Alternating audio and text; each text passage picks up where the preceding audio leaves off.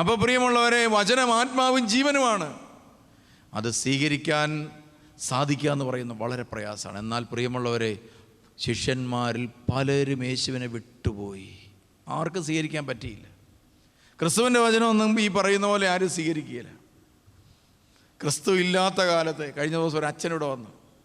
അച്ഛൻ പറഞ്ഞ് 365 ദിവസം ഒരു ദേവാലയത്തിൻ്റെ മുറ്റത്ത് ഓല കെട്ടി ഞാൻ സത്യാഗ്രഹം ഇരുന്ന ആളാണ്. 365 ദിവസം ഉപവാസം. ജനങ്ങളുടെ ഇടയിലൊക്കെ ഞാനൊരു ഹീറോയായിരുന്നു.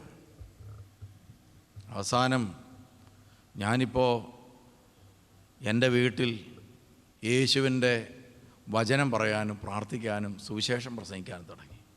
ഉടനെ അതേ ആളുകൾ തന്നെ, എന്നെ ഹീറോയായി കണ്ടവർ തന്നെ എന്നോട് ചോദിച്ചു, ഇയാൾക്ക് വേറൊരു പണിയിൽ, ഇയാൾക്ക് എന്നെ വല്ല വട്ടാണോ?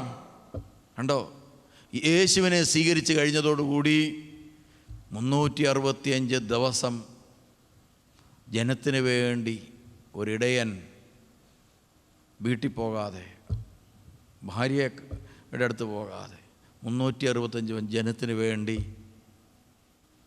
ദേവാലയത്തിൻ്റെ മുമ്പിൽ ഒരു ഷെഡ് കെട്ടിയിരുന്ന അച്ഛൻ യേശുവിനെ പ്രസംഗിക്കാൻ തുടങ്ങിയപ്പോൾ ആളുകൾ പറയാൻ തുടങ്ങി, ഇയാൾക്ക് വാട്ടാന്ന്. കണ്ടോ? അതുകൊണ്ട് പ്രിയമുള്ളവരെ, യേശുവിനെ ഒന്നും ലോകം സ്വീകരിക്കില്ല. അത് പ്രത്യേക വരം കിട്ടിയവർക്ക് മാത്രം പറഞ്ഞിരിക്കുന്നൊരു സംഭവമാണിത്. നിങ്ങൾ ആ വരം കിട്ടിയവനായി തീർന്നാൽ അതൊരു ഭാഗ്യമായി കണക്കാക്കിയാൽ മതി. അത് നിങ്ങളുടെ ജീവിതത്തിൻ്റെ ഒരു നന്മയായിട്ട് കണക്കാക്കിയാൽ മതി. എത്രയോ പേര് വരുന്നു, എത്രയോ പേര് പോകുന്നു. അതിൽ ചിലർ ക്രിസ്തുവിനെ നെഞ്ചിനകത്ത് സ്വീകരിക്കുന്ന കുറച്ച് മനുഷ്യരുണ്ട്. അവരുടെ ജീവിതം ഫലം പുറപ്പെടുവിക്കും. നിങ്ങളും അങ്ങനെ ആവണം. അപ്പോൾ എന്തായാലും ഈ ശിഷ്യന്മാരെന്ത് ചെയ്യുന്നു? അവരെല്ലാം യേശുവിനെ വിട്ടുപോയി. പോകുന്ന കണ്ടപ്പോൾ യേശു ക്രിസ്തു അപ്പോസ്തലന്മാരോട് ചോദിച്ചു, പത്രോസ് അപ്പോസ്തലനോട് ചോദിച്ചു, നിങ്ങളും പോകാൻ ആഗ്രഹിക്കുന്നോ? നിങ്ങളും പോകാൻ ആഗ്രഹിക്കുന്നോ? ഉടനെ പത്രോസ് പറഞ്ഞു, ഞങ്ങൾ ആരുടെ അടുത്തോട്ട് പോകും? നിത്യജീവൻ്റെ വചനം നിൻ്റെ പക്കലാണ്. നീയാണ് ദൈവത്തിൻ്റെ പരിശുദ്ധനെന്ന് ഞങ്ങൾക്ക് മനസ്സിലായി, വിശ്വസിക്കുകയും അറിയുകയും ചെയ്തിരിക്കുന്നു. അതുകൊണ്ട് ഞങ്ങൾ ആരുടെ അടുക്കലേക്ക് പോകും? കണ്ട, അതാണ് ആ അപ്പോസ്തലന്മാരെ ഓരോരുത്തരെയും വീണു പോയിട്ടും തളർന്നു പോയിട്ടും തകർന്നു പോയിട്ടും താങ്ങി നിർത്തിയത്. ആ വചനം അവർ ഹൃദയത്തിൽ സ്വീകരിച്ചിരുന്നു. അവർക്ക് തെറ്റുപറ്റി, ബലഹീനതയുണ്ട്, കുറവുണ്ട്, പക്ഷേ അവർ ദൈവത്തിൻ്റെ വചനം കൈവിട്ടില്ല. അതാണ് അവരെ പിടിച്ചു നിർത്തിയത്. അപ്പോൾ ഞാൻ പറഞ്ഞു വന്നത്, പ്രിയമുള്ളവരെ, യേശു പ്രത്യേകം സ്നേഹിച്ച് നിങ്ങളെ ഇവിടെ കൊണ്ടുവന്നിരുത്തിയിരിക്കുകയാണ്. നിങ്ങൾക്ക് 2 കാര്യങ്ങൾ സ്വീകരിക്കാം. ഒന്ന്, ദൈവത്തിൻ്റെ കരങ്ങളിൽ ദാനം സ്വീകരിക്കാം. 2, നിങ്ങൾക്ക് ദൈവത്തെ സ്വീകരിക്കാം. ഒന്ന്, ദൈവത്തിൻ്റെ വചനങ്ങളിലൂടെ നടക്കുന്ന അത്ഭുതങ്ങളും അടയാളങ്ങളും അതുപോലെ പ്രാർത്ഥനാ ആവശ്യങ്ങൾ സാധിച്ചെടുക്കാം. മറ്റൊന്ന്, ദൈവത്തിൻ്റെ വചനം തന്നെ നിങ്ങൾക്ക് സ്വീകരിക്കാം. 2 വേണമെന്ന് നമ്മൾ തീരുമാനിക്കണം. അപ്പോൾ പ്രിയമുള്ളവരെ, ഈ ദൈവവചന സ്വീകരണം നമ്മൾ ദൈവവുമായിട്ടുള്ള ആഴമായ ബന്ധത്തിൻ്റെ അടയാളമാണ്. നമുക്കറിയാം, ഒരപ്പനും ഒരു മകനും, ഒരാൾ അപ്പൻ ഒരാൾ മകൻ, 2 പേർക്കും കടാമുട്ടൻ മീശ. അപ്പനേക്കാൾ ആരോഗ്യൻ മകന്. എന്നാലും അപ്പം പറയുമ്പോൾ മകൻ ഇങ്ങനെ അങ്ങ് നിൽക്കും. കാരണം എന്താ? അതൊരു നല്ല ബന്ധത്തിൻ്റെ അടയാളമാണ്. അതൊരു നല്ല ബന്ധത്തിൻ്റെ അടയാളമാണ്. എന്ന് പറഞ്ഞതുപോലെ ദൈവവുമായിട്ടൊക്കെ നമുക്കൊരു ബന്ധമുണ്ട്. ആ ബന്ധം എവിടെയാണോ മുറിയുന്നത്, അവിടെയാണ് നമ്മുടെ തകർച്ച ആരംഭിക്കുന്നത്. ദൈവത്തിൻ്റെ ഹിതവും ഇഷ്ടവും ദൈവത്തിൻ്റെ സ്വപ്നങ്ങളും സ്വപ്ന പദ്ധതികളുമൊക്കെ തകർത്തെറിഞ്ഞുകൊണ്ട് നമ്മുടെ ഇഷ്ടങ്ങളും നമ്മുടെ സ്വപ്നങ്ങളും നമ്മുടെ വികാരങ്ങളും നമ്മുടെ ഇമോഷനും നമ്മുടെ ആഗ്രഹങ്ങളുമായ ഒരു വ്യക്തി എപ്പോൾ തിരിയാൻ അയാൾ തീരുമാനമെടുക്കുന്നോ, അയാളുടെ ജീവിതത്തിലെ ഏറ്റവും നിർഭാഗ്യകരമായ തീരുമാനമാണ് ആ തീരുമാനം. അങ്ങനെ തീരുമാനമെടുത്ത ഒരു ചെറുപ്പക്കാരനെ ഞാൻ നിങ്ങൾക്ക് പരിചയപ്പെടുത്താം. നിങ്ങൾക്ക് അറിയാവുന്ന ചെറുപ്പക്കാരനെങ്കിലും പരിചയപ്പെടുത്താം. വിശുദ്ധ ലൂക്കോസിൻ്റെ സുവിശേഷം 15-ാം അധ്യായത്തിൽ നമ്മൾ കാണുന്നു ധൂർത്തപുത്രനെ കുറിച്ച്. ചില ബന്ധങ്ങളെല്ലാം തകർത്തെറിഞ്ഞു പോയ ഒരു ചെറുപ്പക്കാരൻ. നമുക്കൊന്ന് വായിക്കാം. അവൻ പറഞ്ഞു, ഒരു മനുഷ്യന് 2 പുത്രന്മാരുണ്ടായിരുന്നു. ഇളയവൻ പിതാവിനോട് പറഞ്ഞു, പിതാവേ, സ്വത്തിൽ എൻ്റെ ഓഹരി എനിക്ക് തരിക. പ്രിയമുള്ളവരെ, ഒരപ്പൻ്റെയും 2 മക്കളുടെയും കഥയാണിത്. നിങ്ങൾ അനേകം പ്രാവശ്യം കേട്ട് തഴമ്പിച്ചൊരു കഥയായിരിക്കും ഇത്. എങ്കിലും അതിലെ ചില കാര്യങ്ങൾ മാത്രം ഒന്ന് ഹൈലൈറ്റ് ചെയ്യാൻ ഞാൻ ആഗ്രഹിക്കുകയാണ്. ഒരപ്പൻ എത്ര മക്കളുണ്ടായിരുന്നു? 2. അതിൽ ഇളയ മകന് ഒരാഗ്രഹം. അയാളുടെ മനസ്സ് ഇങ്ങനെ തോന്നിക്കാൻ തുടങ്ങി, ഈ വീട്ടിൽ നിന്നാൽ ശരിയാവില്ല, ഈ അപ്പൻ്റെ കൂടെ നിന്നാൽ ശരിയാവില്ല, ഈ സഹോദരൻ്റെ കൂടെ നിന്നാലും ശരിയാവില്ല, ഇവിടുന്ന് എനിക്ക് പോകണം, ഈ ബന്ധം ഒന്ന് മുറിയണം, ഈ ബന്ധം മുറിക്കണം. അയാളുടെ സ്വപ്നങ്ങളും ആഗ്രഹങ്ങളും പ്രിയമുള്ളവരെ അപ്പനുമായിട്ടുള്ള ബന്ധം മുറിക്കാനും മാത്രമുള്ള സ്വപ്നമായി മാറി. അങ്ങനത്തെ ചില സ്വപ്നങ്ങളും ചില ആഗ്രഹങ്ങളും ഒക്കെ ഉണ്ട്.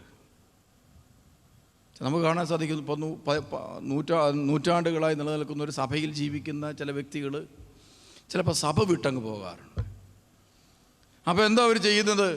പ്രിയമുള്ളവരെ, അവർ ഒരു ബന്ധം അങ്ങ് മുറിക്കുകയാണ്.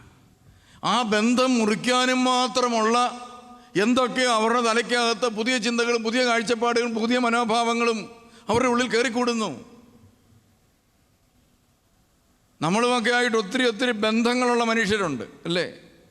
അളിയനുണ്ട്, പിന്നെ നാത്തൂനുണ്ട്, ഭർത്താവുണ്ട്, ഭാര്യയുണ്ട്, മക്കളുണ്ട്. അങ്ങനെ എന്തെല്ലാം ബന്ധങ്ങളുടെ ഇടയിലാണ് നമ്മൾ ജീവിക്കുന്നത്. നമ്മളെല്ലാം ഈ ബന്ധങ്ങളുമായി ബന്ധപ്പെട്ടാണ് ജീവിക്കുന്നത്. അതൊന്നും ഇല്ലാത്ത ഒരുത്തൻ്റെ വേദന എന്ത് വലിയ വേദനയാണെന്നറിയോ?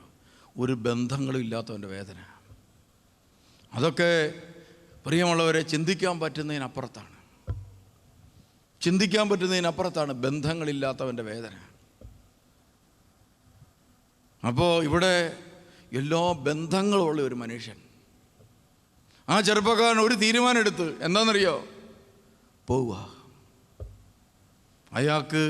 അയാളുടെ തലയ്ക്കകത്ത് പുതിയ കുറേ ആശയങ്ങൾ, പുതിയ കുറേ കാഴ്ചപ്പാടുകൾ, പുതിയ കുറേ ചിന്തകൾ. ആ ചിന്തകളെല്ലാം വളർന്ന് പൂത്തൊലഞ്ഞിട്ട് അവസാനം അയാളുടെ ഉള്ളിൽ അയാളെടുത്ത ഒരു തീരുമാനമാണ്, ഈ ബന്ധം മുറിക്കാതെ ഇങ്ങനെ മറ്റൊന്ന് എനിക്കുണ്ടാവില്ല.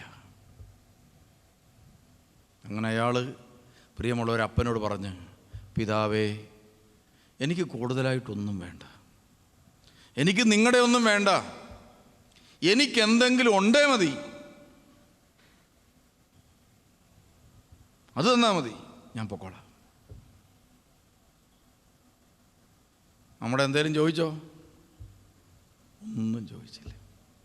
എന്തേലും എനിക്ക് തരാനുണ്ടെങ്കിൽ മതി, ഞാൻ പൊക്കോളാം, ഞാനിവിടെ നിന്ന് ഒഴിഞ്ഞു പോവുക.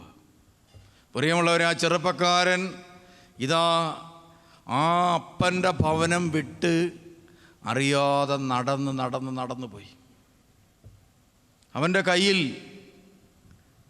കുറച്ച് ദാനങ്ങളൊക്കെ ഉണ്ട്, കുറച്ച് ടാലൻസൊക്കെ ഉണ്ട്. അവൻ പോലും അറിയുന്നില്ല ഇതെല്ലാം ആരുടെ സ്വത്താ? ആരുടെ സ്വത്താ ഇതൊക്കെ? അപ്പൻ്റെ സ്വത്താ. അവൻ്റെ സൗന്ദര്യം, അവൻ്റെ കഴിവുകൾ, അവൻ്റെ വിദ്യാഭ്യാസം, അവൻ്റെ അറിവ് എല്ലാം സത്യത്തിൽ ദൈവത്തിൻ്റെ സ്വന്തമാണ്. പക്ഷെ അവൻ അറിയുന്നില്ലത്. അവൻ്റെ മനസ്സിൽ മറ്റെന്തോ കയറിക്കൂടി. അവൻ നേരെ എന്ത് ചെയ്തു? പടിവിട്ടിറങ്ങിപ്പോയി. നീ വായിച്ചേ. അവൻ സ്വത്ത് അവർക്കായി ഭാഗിച്ചു. ഏറെ താമസിയാതെ ഇളയ മകൻ എല്ലാം ശേഖരിച്ചുകൊണ്ട് ദൂരദേശത്തേക്ക് പോയി. അവിടെ ധൂർത്തനായി ജീവിച്ച് സ്വത്ത് നശിപ്പിച്ചു കളഞ്ഞു. അവനൊരു തീരുമാനം കൂടി എടുത്തു. ഈ അപ്പനും മകനും തമ്മിൽ എവിടെയെങ്കിലും വെച്ച് കാണേണ്ടി വന്നാൽ അതൊരു വല്ലാത്ത കാഴ്ചയാണ്. അത് അപ്പനെ നീയും വേദനിപ്പിക്കും, എന്നെയും വേദനിപ്പിക്കും. ആ മുറിവിന് അത് വീണ്ടും അസ്വസ്ഥത ഉണ്ടാക്കും. അതുകൊണ്ട് അപ്പനറിയാത്ത, അപ്പനെ കാണാത്ത, അപ്പൻ കാണാത്ത ഒരു സ്ഥലത്ത് ഞാൻ പോയി ജീവിക്കാം. ഒരു ദൈവവൈദ്യനായി ജീവിക്കാനൊന്നും എന്നെക്കൊണ്ട് പറ്റുകയില്ല. ഒരു ഭക്തനായി ജീവിക്കുക എന്ന് പറയുന്നു എന്നെക്കൊണ്ട് പറ്റുകയില്ല. ദൈവഹിതപ്രകാരം ജീവിക്കാനും പറ്റുകയില്ല. എനിക്കത് മനസ്സിലായി. അതുകൊണ്ട് എൻ്റെ ഇഷ്ടത്തിന് പള്ളിയും വേണ്ട, പ്രാർത്ഥനയും വേണ്ട, ഒന്നും വേണ്ട. എനിക്കിഷ്ടമുള്ള പോലെ പോയി ജീവിക്കുക, ഒത്തിരി അകലേക്ക്. ഒരിക്കൽ ഒരു മകൻ, അവൻ +1 പഠിച്ചുകൊണ്ടിരിക്കുന്ന കാലത്ത് അപ്പൻ അവനോട് പറഞ്ഞു, മോനെ, നീ എല്ലാത്തിനും A+ മേടിക്കുകയാണെങ്കിൽ നിനക്ക് ഞാനൊരു ഗിഫ്റ്റ് തരും, നീ ചോദിക്കുന്ന ഗിഫ്റ്റ്. ഉടനെ ആ മകൻ ചോദിച്ചു, +2 പാസ്സായാൽ എനിക്കൊരു ബൈക്ക് മേടിച്ചു തരൂ. ഉടനെ അപ്പം പറഞ്ഞു, അതെന്താടാ ബൈക്കെങ്കിൽ ബൈക്ക്, നീ പക്ഷേ എല്ലാത്തിനും +2 A1 എല്ലാത്തിനും A+ ആയിരിക്കണം. അവൻ സമ്മതിച്ച്. അങ്ങനെ അവസാനം പ്രിയമുള്ളവരെ അവൻ +2 പാസ്സായി, എല്ലാത്തിനും A+. അവൻ ആ A+ മേടിച്ച് കിട്ടി ഉടനെ നേരെ ഓടി വന്ന് അപ്പൻ്റെ അടുത്തേക്കാണ്. അപ്പൻ്റെ അടുത്തേക്ക് വന്നിട്ട് പറഞ്ഞു, അപ്പാ, അപ്പനോട് ഞാൻ പറഞ്ഞ വാക്കിതാ ഞാൻ പാലിച്ചിട്ടുണ്ട്. ഇനി അപ്പൻ എന്നോട് പറഞ്ഞ വാക്ക് അപ്പൻ പാലിക്കണം. അപ്പൻ ഒരു ചിരിയോടുകൂടി തലകുലുക്കി. എന്നിട്ട് പിറ്റേ ദിവസം രാവിലെ പ്രിയമുള്ളവരെ ഒരു ചെറിയ പൊതിക്കെട്ട് ഈ അപ്പൻ മകന് രാവിലെ വിളിച്ചെഴുന്നേൽപ്പിച്ചിട്ട്, മോനെ, നിനക്കൊരു ഗിഫ്റ്റിൻ്റെ കാര്യം പറഞ്ഞിട്ടില്ലേ, ആ ഗിഫ്റ്റിൽ നിന്ന് പിടിച്ചോളാൻ പറഞ്ഞിട്ട് ഒരു പൊതിക്കെട്ട് അങ്ങോട്ട് കൊടുത്ത്. ഉടനെ അവൻ ആ പൊതിക്കെട്ട് മേടിച്ചിട്ട് നോക്കി. ഇതെന്താന്ന് ചോദിച്ചു. നീ തുറന്നു നോക്കാൻ പറഞ്ഞു. അവൻ അതിൻ്റെ പേപ്പർ ഇങ്ങോട്ട് കയറി നോക്കിയപ്പോൾ കാണുന്നത് പ്രിയമുള്ള ഒരു വേദപുസ്തകമാണ്. അവനങ്ങോട്ട് ദേഷ്യം വന്ന് അവൻ ആ വേദപുസ്തകം ഒരു ഒറ്റ ഏറ് വെച്ച് കൊടുത്ത്. എന്നിട്ട് പറഞ്ഞു, അപ്പന്മാരാണെങ്കിൽ വാക്ക് പാലിക്കുന്ന അപ്പന്മാരായിരിക്കണം. അതുകൊണ്ട് ഇനി ഇങ്ങനെ ഒരു അപ്പൻ എനിക്കില്ല, ഇങ്ങനത്തെ ഒരു അപ്പൻ എനിക്ക് വേണ്ട, ഈ അപ്പൻ്റെ ഇനി എനിക്കൊന്നും വേണ്ട. അവൻ പ്രിയമുള്ളവരെ വീട് വിട്ടിറങ്ങി. അവൻ പറഞ്ഞു, ഇനി ഞാൻ ജീവിക്കുകയാണെങ്കിൽ എൻ്റെ കാശ് കൊണ്ട് ജീവിച്ചോളാം, ഞാൻ ജോലി ചെയ്ത് ഞാൻ ജീവിക്കും. ആ മകനങ്ങ് പോയി. പിന്നീട് ഒരിക്കലും അവൻ വീട്ടിലേക്ക് വന്നിട്ടില്ല. അങ്ങനെ അവൻ പ്രിയമുള്ള ഒരു സ്ഥലത്ത് പോയി കഷ്ടപ്പെട്ട് ഹോട്ടലിലൊക്കെ പണിയെടുത്ത് അവൻ പണം ഉണ്ടാക്കി. ആ പണം കൊണ്ട് അവൻ നന്നായിട്ട് പഠിച്ച് നല്ല മാർക്ക് വാങ്ങി. അങ്ങനെ ഡിഗ്രി ഫസ്റ്റ് ഇയർ കഴിഞ്ഞു, സെക്കൻഡ് ഇയർ കഴിഞ്ഞു, തേർഡ് ഇയർ കഴിഞ്ഞു, അങ്ങനെ നല്ല മാർക്ക് അങ്ങ് വാങ്ങി. അങ്ങനെ അവൻ പഠിച്ച് പാസ്സായി. വീണ്ടും PG അവനെടുത്ത് അവനൊരു ഉയർന്ന ജോലിയും സമ്പാദിച്ച്. അങ്ങനെ ഉയർന്ന ജോലി സമ്പാദിച്ച് നല്ല ശമ്പളമൊക്കെ കിട്ടിക്കൊണ്ടിരിക്കുമ്പോൾ അവൻ പ്രിയമുള്ളവരെ ചിന്തിക്കാൻ പറ്റാത്ത രീതിയിലൊരു ഉയർന്ന കുടുംബത്തിൽ നിന്ന് അവൻ വിവാഹം കഴിച്ച്. അങ്ങനെ കല്യാണമൊക്കെ കഴിച്ച് അവൻ സന്തോഷമായിട്ട് ആ ഭാര്യയോടൊത്ത് ജീവിച്ച്. അങ്ങനെ അവർക്ക് കുട്ടികളും ഉണ്ടായി. ഇതിനിടയിൽ പലപ്പോഴായിട്ട് സഹോദരൻ അവനെ വിളിച്ചിട്ട് പറഞ്ഞു, മോനെ, അപ്പൻ രോഗിയായിട്ട് കിടക്കുകയാണ്, നിന്നെ കാണണമെന്ന് ഒത്തിരി ആഗ്രഹിക്കുന്നുണ്ട്. അവൻ പറഞ്ഞ്, അപ്പൻ അങ്ങനെ ഒരു മകൻ ഉണ്ടായില്ല എന്ന് ചിന്തിച്ചാൽ മതി. ഇങ്ങനത്തെ ഒരു മകൻ അപ്പന് ഉണ്ടായില്ലെന്ന് അങ്ങ് ചിന്തിച്ചാൽ മതി. കുറേ കാലം കഴിഞ്ഞ പ്രിയമുള്ളവരെ മക്കളൊക്കെ വളർന്ന്. അപ്പം മക്കൾ അപ്പനോട് ചോദിച്ചു, പപ്പ, ഈ ഞങ്ങൾക്ക് ഈ പപ്പായ ഉള്ളതുപോലെ പപ്പായ്ക്ക് പപ്പായില്ലായിരുന്നു? അങ്ങനത്തെ ചോദ്യവും അവൻ്റെ പ്രായവും അവന് ഒരു പക്വത കൊടുത്തു. നമുക്കറിയാം, പ്രായം മനുഷ്യന് ചിന്തിക്കാത്തൊരു പക്വത നൽകും. അതുകൊണ്ട് അയാൾ എന്ത് ചെയ്തു, പതുക്കെ സ്വന്തം നാട്ടിലേക്ക് തിരിച്ച് ഒരു ദിവസം കാണാൻ വേണ്ടി, സ്വന്തം നാട് കാണിക്കാൻ, സ്വന്തം വീട് കാണിക്കാൻ, സ്വന്തം സ്കൂൾ കാണിക്കാനൊക്കെ പിള്ളേർ ആഗ്രഹിച്ചപ്പോൾ അവൻ പതുക്കെ കാറേ കയറി നാട്ടിലേക്ക് വന്നു. ചേട്ടനെ കണ്ടപ്പോൾ അവൻ തല കുനിച്ച് നടക്കാനിറങ്ങി. ഉടനെ ചേട്ടൻ ചോദിച്ചു, മോനെ, ഇപ്പോഴും നിൻ്റെ ആ പഴയ മനസ്സിലെ പിണക്കവും വിഷമവും ഒന്നും മാറിയിട്ടില്ലേ? അയാൾ നിർവികാരമായിട്ട് നിന്നു. എന്നിട്ട് പറഞ്ഞു, സത്യത്തിൽ അപ്പൻ ജീവിച്ചിരിപ്പില്ല, മരിച്ചുപോയി. മരിക്കുന്നതിന് മുമ്പ് 1-2 പ്രാവശ്യം അപ്പനിങ്ങനെ പറഞ്ഞിരുന്നു, നിന്നെ കാണണമെന്ന്. അവസാനത്തെ ചുണ്ടനക്കിയതും നിന്നെ കാണണമെന്ന് പറഞ്ഞാണ് അപ്പൻ ജീവൻ വെടിഞ്ഞത്. അപ്പൻ നിനക്ക് തരാൻ വേണ്ടി ഒരു സാധനം എന്നെ ഏൽപ്പിച്ചിട്ടാണ് പോയെന്ന് പറയും. അവനൊരു വികാരം തോന്നിയില്ല.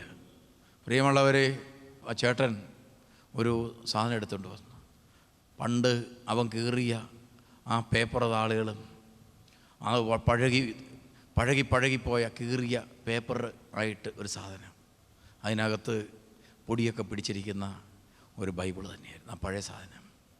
ആ പഴയ സാധനം കൊടുത്തിട്ട് പറഞ്ഞ്, അപ്പം മരിക്കുന്നതിന് മുമ്പ് പറഞ്ഞിട്ടുണ്ടായിരുന്നു, എന്തെങ്കിലും ഒരിക്കൽ കൂടി അവനെ കാണാൻ ഇടയായി തീർന്നാൽ നീ ഇത് അവന് കൊടുക്കാൻ മറക്കരുത്. അവൻ നിർവികാരമായിട്ട് അത് മേടിച്ച്, മക്കളുടെ മുമ്പിലായതുകൊണ്ട് അവനത് മേടിച്ചപ്പോൾ വെറുതെ ഒന്ന് തുറന്നു കഴിഞ്ഞപ്പോൾ അതിനകത്തൊരു കവർ ഇരിപ്പുണ്ട്. ഒത്തിരി വർഷങ്ങൾക്ക് മുമ്പ് ഡേറ്റ് ഇട്ട ഒരു കവറാണ്. അവൻ ആ കവർ തുറന്നിട്ട് അവൻ അതിനകത്തേക്ക് നോക്കിക്കഴിഞ്ഞപ്പോൾ, പ്രിയമുള്ളവരെ, പഴയ ഒരു പൊടിഞ്ഞു പോകാറായ ഒരു ചെക്കും അതിനകത്ത് ഒരു ലെറ്ററും ഉണ്ടായിരുന്നു. ആ ചെക്ക് 1,00,000 രൂപയുടെ ഒരു ചെക്കാണ്. എന്നിട്ട് അതിനകത്തൊരു എഴുത്തെഴുതി വെച്ചിട്ടുണ്ടായിരുന്നു, മോനെ, നിൻ്റെ സ്വപ്നങ്ങളും പ്രതീക്ഷകളുമൊക്കെ, നിൻ്റെ ആഗ്രഹം സാധിക്കാൻ വേണ്ടി അപ്പൻ നിനക്ക് നിൻ്റെ ഏറ്റവും ചെറിയ പ്രായത്തിൽ 18 വയസ്സ് തികന്നേ ഉള്ളൂ. അതുകൊണ്ട് ബൈക്ക് ഓടിക്കാൻ പോലും പ്രായമാകാത്ത, പക്വതയെത്താത്ത നിൻ്റെ കയ്യിൽ അപ്പൻ ബൈക്കിന് വേണ്ടി കാശ് വെക്കുമ്പോൾ, ആ കൂട്ടത്തിൽ ഇത് ബൈബിളിൽ വെച്ച് ഞാൻ നൽകുന്നത്, നീ ഈ ബൈക്കിൽ യാത്ര ചെയ്യുമ്പോൾ ഒരിക്കലും നിൻ്റെ ദൈവത്തെ മറക്കരുത്. നീ യാത്ര ചെയ്യുമ്പോൾ, നിൻ്റെ സ്വപ്നങ്ങളുടെ തേരിൽ നീ യാത്ര ചെയ്യുമ്പോൾ, നിന്നെ വലുതാക്കുന്നതിൽ ദൈവത്തെ മറക്കരുത്. പ്രിയമുള്ളവരെ, ആ ചെറുപ്പക്കാരൻ്റെ കണ്ണ് നിറഞ്ഞ്, അയാൾ പൊട്ടിക്കരഞ്ഞ്. അയാളുടെ ഭാര്യ ചോദിച്ചു, എന്ത് പറ്റി? അയാൾ വാവിട്ട് കരഞ്ഞു. കുഞ്ഞുങ്ങളെ കെട്ടിപ്പിടിച്ച് ആ മനുഷ്യൻ വാവിട്ട് കരഞ്ഞു. അപ്പോഴേക്കും പ്രിയമുള്ളവരെ, കാലം എത്രയോ താമസിച്ചു പോയി. ഒരു സമ്മാനം, ദൈവം കൊടുത്തൊരു സമ്മാനം, അപ്പൻ കൊടുത്തൊരു സമ്മാനം, അത് നെഞ്ചിലേറ്റാൻ കഴിയാതെ പോയ ഒരു മകൻ്റെ, പ്രിയമുള്ളവരെ, കണ്ണീരാണ് സത്യത്തിൽ ഞാൻ നിങ്ങളോട് വിവരിച്ചത്. ഇതുപോലാണ് നമ്മളിൽ പലപ്പോഴും ദൈവം നമുക്ക് മുമ്പിൽ ഇതാ ഒരപ്പനെ പോലെ വെച്ച് നീട്ടുന്ന ദൈവിക സമ്മാനങ്ങൾ വാങ്ങിച്ചെടുക്കാൻ, അത് തുറന്നു നോക്കാൻ, അതിനുള്ളിൽ എന്തെന്ന് നോക്കാൻ മനസ്സില്ലാത്ത, നമ്മുടെ പക്വതയില്ലാത്ത, ലോകം നമ്മുടെ മനസ്സിലേക്ക് ഏൽപ്പിച്ചിരിക്കുന്ന വ്യർത്ഥമായ ചിന്തകളും വിചാരങ്ങളും മാത്രം കൂനകൂട്ടി വെച്ച സ്വപ്നങ്ങൾ കാണുന്ന മനുഷ്യൻ്റെ ഇതാ സമ്മാനപ്പൊതികളിലൊക്കെ ദൈവത്തിൻ്റെ അവനറിയാത്ത ചില കയ്യൊപ്പുകളുണ്ട്. അത് തിരിച്ചറിയണം നമ്മൾ. ഈ മകൻ, പ്രിയമുള്ളവരെ, അപ്പൻ്റെ ഭവനം വിട്ട് ഓരോ ദിവസം ചെല്ലുന്തോറും അവൻ പോലും അറിയാതെ അവൻ പാപ്പരായിക്കൊണ്ടിരുന്നു. അവൻ അപ്പൻ്റെ കൂടെ ഉണ്ടായിരുന്നപ്പോഴും ധൂർത്തനായിരുന്നു. പക്ഷേ അവൻ്റെ ധൂർത്തൊന്നും അവനെ ബാധിച്ചിരുന്നില്ല. കാരണം അവൻ്റെ ധൂർത്ത്, പ്രിയമുള്ളവരെ, അപ്പൻ എപ്പോഴും മെയിൻറ്റെയിൻ ചെയ്തുകൊണ്ടിരുന്നു. അവൻ്റെ പണം തീരുമ്പോൾ അപ്പൻ വീണ്ടും പണം കൊടുക്കും. അവൻ്റെ സ്നേഹം വരണ്ടു പോകുമ്പോൾ അപ്പൻ വീണ്ടും സ്നേഹിക്കും. അവൻ്റെ ശരീരം ശോഷിക്കുമ്പോൾ അപ്പൻ വീണ്ടും ആഹാരം കൊടുക്കും. അങ്ങനെ അവൻ പോലും അറിഞ്ഞിരുന്നില്ല അവൻ്റെ ജീവിതത്തിലെ ധൂർത്ത് കൊണ്ട് അവന് നഷ്ടപ്പെടുന്നതൊക്കെ അവൻ തിരിച്ചറിഞ്ഞില്ല. കാരണം അപ്പനത് ഫില്ല് ചെയ്യുമായിരുന്നു. എന്നാൽ പ്രിയമുള്ളവരെ, അപ്പനുമായിട്ടുള്ള ബന്ധം വിട്ടതോടുകൂടി ആ ജീവിതം അങ്ങോട്ട് ശോഷിക്കാൻ തുടങ്ങി. ശോഷിച്ച് അവസാനം സ്വപ്നങ്ങളെല്ലാം പൊലിഞ്ഞ് ഈ മനുഷ്യൻ ചെന്ന് പെട്ടതെവിടെയാണെന്നറിയോ? ഒരു പന്നിക്കൂട്. അവനെല്ലാം ചെലവഴിച്ചു കഴിഞ്ഞപ്പോൾ ആ ദേശത്ത് ഒരു കഠിന ക്ഷാമം. എല്ലാം തീർന്നു കഴിഞ്ഞപ്പോൾ ഒരു ക്ഷാമം. ക്ഷാമത്തിൻ്റെ പ്രത്യേകത എന്താ? ക്ഷാമം വന്നാൽ അവിടെ ഉള്ളവർക്ക് പോലും ഒന്നും ഇല്ലാത്ത അവസ്ഥ വരും. അതാ ക്ഷാമം. അപ്പോൾ പിന്നെ ദരിദ്രനായി ഇവൻ്റെ കാര്യം പറയണോ? ഒന്നുമില്ലാതായി. വായിച്ചേ. അവൻ ഞെരുക്കത്തിലാവുകയും ചെയ്തു. അവൻ ആ ദേശത്തെ ഒരു പൗരന്റെ അടുത്ത്. പ്രിയമുള്ളവരെ, അവൻ അന്നേരം എന്ത് ചെയ്തില്ല? അവൻ ജീവിതത്തിൽ ദരിദ്രനായി, ഒന്നുമില്ലാത്തവനായി, പ്രതിസന്ധിയിലായി. എന്നിട്ടും ആ പഴയ ബന്ധത്തെക്കുറിച്ച് ഓർക്കാനുള്ള ഒരു തോന്നൽ അവൻ്റെ മനസ്സിലുണ്ടായില്ല. അപ്പോഴും അവൻ എന്നാ ഓർത്ത്? അവൻ്റെ ശക്തിയും അവൻ്റെ കഴിവും ഒക്കെ ഉപയോഗിച്ച് അവൻ ആ ദേശത്തെ പൗരനെ ആശ്രയിച്ച്. അതൊക്കെയായി നമ്മൾ പോയി ആശ്രയിക്കുന്നത്. മന്ത്രവാദികൾ, വെളിച്ചപ്പാട്, ക്ഷുദ്രവിദ്യക്കാരൻ, പ്രശ്നക്കാരൻ, കൂടോത്രക്കാരൻ, കൈനോട്ടക്കാരൻ, പിന്നെ വേറെ പലരെയും നമ്മൾ പോയി, പലിശക്കാരൻ, ഇങ്ങനെ പലരുടെയും അടുത്ത് പോയി നമ്മൾ കൈ നീട്ടും, പലിശയ്ക്ക് മേടിക്കും. എന്നിട്ടോ അതിനേക്കാളും വലിയ കുരുക്കിലായി പോകും. എത്രയോ മനുഷ്യരുണ്ട് അങ്ങനെ ജീവിച്ച് തകർന്നു പോയ മനുഷ്യർ. തന്നാലും തമ്പുരാനെ വിളിക്കുകയില്ല. ഈ മനുഷ്യൻ തമ്പുരാനെ വിളിച്ചില്ല. സ്വന്തം ശക്തിയും കഴിവും ഒക്കെ ഉപയോഗിച്ച് മനുഷ്യനിൽ അവൻ ആശ്രയിച്ച്. എന്നാ സംഭവിച്ചു? അവനെ പന്നികളെ മേയ്ക്കാൻ വയലിലേക്ക് അയച്ചു. അപ്പോൾ പ്രിയമുള്ളവരെ, അവൻ അവിടുത്തെ ഏറ്റവും മോശമായ ഒരു ജീവിതത്തിലേക്കാണ് പോയത്. ഏറ്റവും മോശമായ ജീവിതം. അതെന്താണ്? പന്നിയെ മേയ്ക്കുക. എന്നിട്ടോ ഇനി പന്നിയെങ്കിൽ പന്നി, എല്ലാ ജോലിയും ഡീസൻ്റാണ്. അപ്പോൾ പന്നിയെ മേയ്ക്കുന്ന ജോലിയും ഡീസൻ്റ് ജോലിയാണ്. പക്ഷെ അവിടെ എന്നാ പറ്റി? പന്നി തിന്നിരുന്ന തവിടെങ്കിലും കൊണ്ട് വയറു നിറയ്ക്കാൻ അവൻ ആശിച്ചു. പ്രിയമുള്ളവരെ, പന്നിക്കൂട്ടി ചെന്ന് കഴിഞ്ഞപ്പോൾ എന്താ പറ്റിയെന്ന് ചോദിച്ചാൽ, തവിട് തിന്നാമെന്ന് വിചാരിച്ചപ്പോൾ തവിട് പന്നി അടിച്ചിട്ട് നേരത്തെ അങ്ങ് അടിക്കും. അതോടുകൂടി ഇവൻ എന്ത് ചെയ്യാണ്? ഏറ്റവും ജീവിതത്തിൻ്റെ മോശമായ അവസ്ഥയിൽ അവിടെ പോലും അവനെന്ത് ചെയ്യുന്നില്ല? ഒരു ചെറിയ സഹായം പോലും കിട്ടാത്ത അവസ്ഥ. ചെറിയൊരു സഹായം പോലും ആരിൽ നിന്നും കിട്ടാത്ത അവസ്ഥ. ചില മനുഷ്യരുടെ അവസ്ഥ ഇത്. ജീവിതത്തിൽ എല്ലാ മേഖലകളും തകർന്നു പോകുന്ന ചില മനുഷ്യരുണ്ട്, ആരും സഹായിക്കാനില്ലാതെ. അങ്ങനത്തെ വല്ലാത്തൊരവസ്ഥ ചെന്നപ്പെടുന്ന മനുഷ്യരെയൊക്കെ നമുക്ക് കാണാൻ സാധിക്കും. ഇനി വായിച്ചേ. അപ്പോൾ അവന് സുബോധമുണ്ടായി. എന്തെപ്പോഴാണ് സുബോധം ഉണ്ടായത്? ഈ ഭൂമിയിൽ ആരും എനിക്കില്ല എന്ന് ബോധ്യപ്പെട്ടപ്പോഴാണ് അയാൾക്ക് എന്തുണ്ടായത്? സുബോധം ഉണ്ടായത്. എന്താ ഈ സുബോധം എന്ന് പറയുന്നത്? അടുത്ത വചനത്തിൽ പറയാം. അവൻ പറഞ്ഞു, എൻ്റെ പിതാവിൻ്റെ എത്രയോ ദാസന്മാർ സുഭിക്ഷമായി ഭക്ഷണം കഴിക്കുന്നു. ഒരു മനുഷ്യൻ്റെ ജീവിതത്തിലെ സുബോധം എന്ന് പറയുന്ന സംഭവം ഇതാണ്. അവനെ സൃഷ്ടിച്ച അവൻ്റെ അപ്പനെക്കുറിച്ച് ഓർക്കും. അതാണ് സുബോധം. പക്വത എന്ന് പറയുന്നതാണ്. നമുക്കറിയാം, കല്യാണം നടത്തുന്ന സമയത്ത് വിവാഹ കൂദാശ, ഈ വിവാഹ കൂദാശ സമയത്ത് ഒരു ഏവങ്കേലിയം വായിക്കും. പിതാവിനെയും മാതാവിനെയും വിട്ട് ഭാര്യയോട് ചേരും. പുരുഷന്മാർക്ക്, പ്രിയമുള്ളവരെ, ഏവങ്കേലിയോനിലൂടെ കൊടുക്കുന്ന ഉപദേശം ഇതാണ്: പുരുഷൻ പിതാവിനെയും മാതാവിനെയും വിട്ട് ഭാര്യയോട് ചേരും, അവർ ഇരുവരും ഒരു ശരീരമായി തീരും. ഇതാണ് വചനം. എന്ന് പറഞ്ഞതിൻ്റെ അർത്ഥം എന്താ? എന്ന് പറഞ്ഞതിൻ്റെ അർത്ഥം, നാളെ തൊട്ട് അപ്പനെയും അമ്മയും പരിഗണിക്കരുത്, അവർക്ക് ഭക്ഷണം കൊടുക്കരുത്, വേറെ വീട് മാറി താമസിച്ചോണം എന്നാണ് അർത്ഥം. ആണോ? പലരും അങ്ങനെ ധരിച്ചു വച്ചിരിക്കുന്നത്. അല്ല. പിന്നെ എന്താ അർത്ഥം? പിതാവിനെയും മാതാവിനെയും വിടുക എന്ന് പറഞ്ഞ അർത്ഥം എന്താ? എന്നിട്ടേ കല്യാണം കഴിക്കാവുള്ളൂ. കല്യാണം കഴിക്കുന്നതിൻ്റെ ക്വാളിഫിക്കേഷനാണ് പിതാവിനെയും മാതാവിനെയും വിടുക എന്നത്. എന്നാ അതിൻ്റെ അർത്ഥം? പ്രിയമുള്ളവരെ, നമ്മൾ ഈ മാതാപിതാക്കന്മാരുടെ കൂടെ ജീവിച്ചവരാണ്. നമ്മൾ സത്യത്തിൽ ഈ മാതാപിതാക്കന്മാരുമായിട്ടുള്ള ബന്ധത്തിൻ്റെ വളർച്ചയെ സംബന്ധിച്ച് നോക്കുകയാണെങ്കിൽ, ഒരു അമ്മയുമായിട്ടുള്ള ബന്ധം തന്നെ നമ്മൾ നോക്കിക്കേ. ഒരമ്മയുമായിട്ടുള്ള നമ്മുടെ ബന്ധത്തിൽ, നമ്മൾ അമ്മയുമായിട്ടുള്ള ജീവിതത്തിൽ ആദ്യം നമ്മൾ അമ്മയുടെ കൂടെ എവിടെയായിരുന്നു? അമ്മയുടെ വയറ്റി, അമ്മയുടെ ഗർഭപാത്രത്തിനകത്ത് 9 മാസം. ചുരുങ്ങിയ കാലയളവിലാണ് ഈ 9 മാസം എന്ന് പറയുന്നത്. 9 മാസം ഒരു മുറിക്കകത്ത് ഒറ്റയ്ക്ക് നമ്മൾ താമസിക്കണമെന്ന് പറഞ്ഞാൽ നമ്മളെ കൊണ്ട് പറ്റുമോ? 9 മാസം പോയിട്ട് 1 മാസം താമസിക്കാൻ പറ്റിയില്ല. അപ്പോഴത്തന്നെ നമ്മൾ ഡിപ്രസ്ഡായി പോകും. അപ്പോഴാണ് 9 മാസം അമ്മയുടെ ഉദരത്തിനകത്ത്. 9 മാസം കഴിഞ്ഞ് പുറത്തോട്ട് ഇറങ്ങിക്കഴിഞ്ഞാൽ അമ്മയുടെ ഉദരം വിട്ടു. പക്ഷേ അമ്മയുടെ മാറിടത്തിലും അമ്മയുടെ കയ്യിലും എത്ര നാളാണ്? അതൊരു 2.5 വയസ്സ് വരെയൊക്കെ, 3 വയസ്സ് വരെയൊക്കെ അമ്മയുടെ കയ്യിലൊക്കെ തന്നെയാണ്. 2 വയസ്സ് വരെ എന്തായാലും അമ്മയുടെ കയ്യിലാണ്. അമ്മയുടെ കയ്യിൽ നിന്ന് പിന്നെ എന്തു ചെയ്യും? അമ്മയുടെ മാറിടത്തിൽ നിന്ന് വിട്ട് താഴേക്ക് ഇറങ്ങും. പിന്നെ അമ്മയുടെ കയ്യെ പിടിച്ചാൽ നടക്കുന്നത്. കുറച്ചാൾ കഴിയുമ്പോൾ അമ്മയുടെയും അപ്പൻ്റെയും കൈ വിട്ടിട്ട് തന്നെ നടക്കാൻ തുടങ്ങും. അപ്പോൾ കുറച്ചുകൂടെ പക്വതയായി, പക്വത പ്രാപിക്കുന്ന ലക്ഷണമാണ്.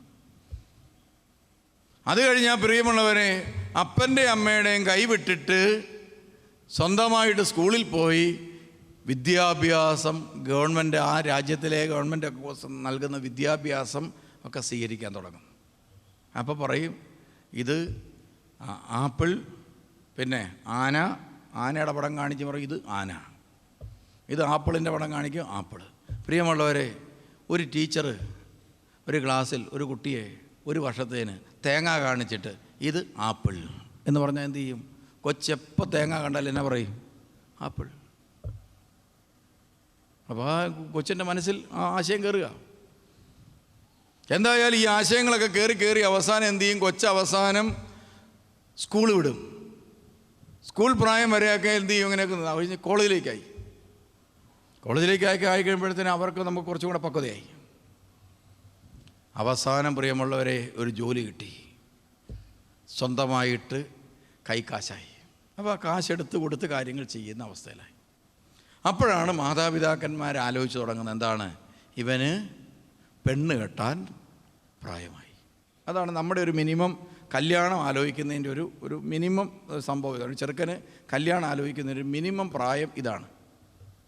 എന്നാൽ വേദപുസ്തകം പറയുകയാണ്, എന്താണെന്നറിയോ?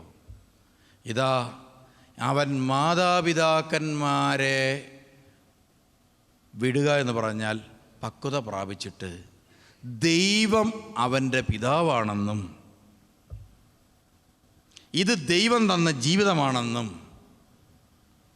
ദൈവം കൂട്ടിച്ചേർക്കുന്ന ഭാര്യ ദൈവം എനിക്ക് നൽകുന്ന ജീവിത പങ്കാളിയാണെന്നും അത് ദൈവത്തിൻ്റെ തിരഞ്ഞെടുപ്പാണെന്നും ഞങ്ങൾ ഒന്നിച്ച് ജീവിച്ച് മക്കൾക്കും സന്താനങ്ങൾക്കും ജന്മം നൽകി ഈ സമൂഹത്തിന് നൽകേണ്ടതാണെന്നും ഒക്കെയുള്ള ഉത്തമമായ ബോധ്യം, ദൈവവചനം നൽകുന്ന ബോധ്യം തലയ്ക്കകത്ത് കയറിയ ഒരു വ്യക്തിക്ക് മാത്രമേ പുരുഷന്മാർക്ക് കല്യാണം കഴിക്കാൻ പാടുള്ളൂ.